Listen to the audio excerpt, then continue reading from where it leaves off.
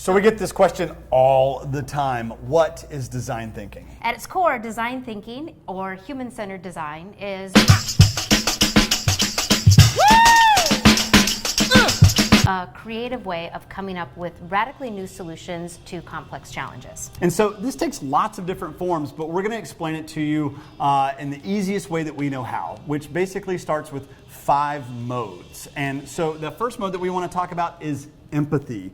Empathy is this idea of like going out and like really understanding the person that you're designing for. Not asking them what the problem is and how it can be better, but really trying to understand about their experience and kind of the emotional underpinnings of that experience so that we can create something amazing for them in the end. All right, so here's a great example. Drybar, a company that was started by Ali Webb, they now have, I think, 70 locations around the world, is a great example of fantastic empathy. Ali Webb was a hairdresser, and she started just doing her friends' hair because they asked for it. She started to do it more and more often, and then started to go into people's houses to do their hair and realized that there was a market. There were a lot of women out there who wanted to just have their hair blow dried. She learned this by just having one-on-one conversations with first her friends, then her network. A couple of ways to gain empathy are that we teach a lot this idea of like immerse yourself, observe, and engage. Immerse means to actually put yourself in the situation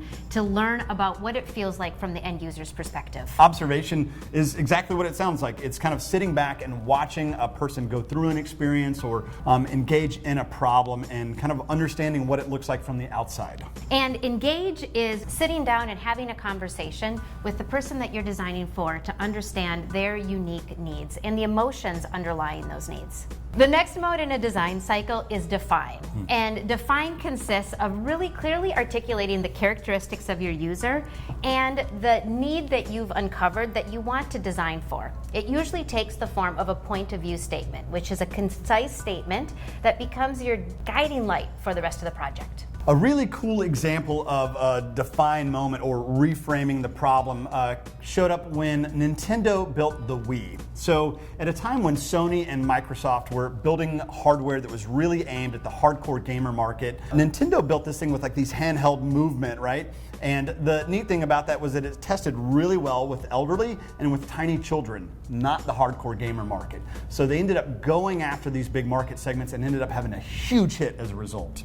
The next mode that we want to talk about is ideation. Ideate is basically a different word for brainstorming, which a lot of you are probably familiar with. In design thinking, we've gone out, we've gained empathy for somebody that we really want to solve a problem for. We've clearly articulated or reframed that problem during our define phase, and now it's time to brainstorm some really wild solutions as a means of finding something that fits this user really, really well. Sometimes you can do an introvert brainstorm all by yourself. Sometimes you do it with a big group of people.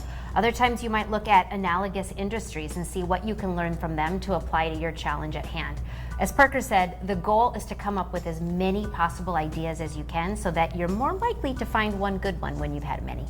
The one tip that we would give, no matter what kind of brainstorm you hold, is that you really focus on desirability here. This is the point where you don't want to yet bring in feasibility and viability. You want to make sure you come up with something really, truly amazing before you start applying those constraints. Prototyping is one of the most important parts of the design cycle. Most ideas get stuck in just that, as an idea, and they don't go any further. The best way to bring an idea to life is to create a physical representation of that idea. And sometimes it takes the form of cardboard and toothpicks, and sometimes it's a higher resolution and you're actually creating wireframes or an early build out of an idea. One of the stories that we love that like really illustrates low resolution prototyping is Zappos. They had this interesting idea about selling shoes online, but nobody had ever done it before. So what they did is they created a website and started selling shoes online, but they didn't actually stock any inventory. Every time somebody would order a pair of shoes, they would run down to the shoe store, buy those shoes, come back, and then ship it out as a means of better understanding how this would work and if this was like a viable product. The final mode that we want to discuss here is testing. And so basically testing is testing your prototype. So we talked about building low resolution prototypes. Now we want to test them with real live people. It's not enough to think that our idea is good and we built this thing and now we're just going to like launch it into the market. We want to actually go out and basically understand how this is going to work, where it's going to work, what people's reaction to it is. I love the example of Angie's List. So Angie Hicks was one of the founders of Angie's List.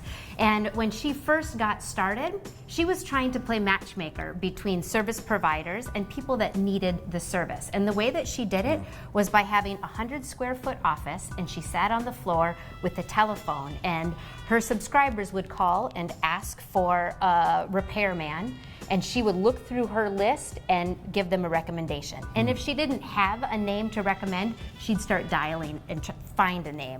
Talk about a low-res test, but what she learned was invaluable in coming up with what is now today Angie's List.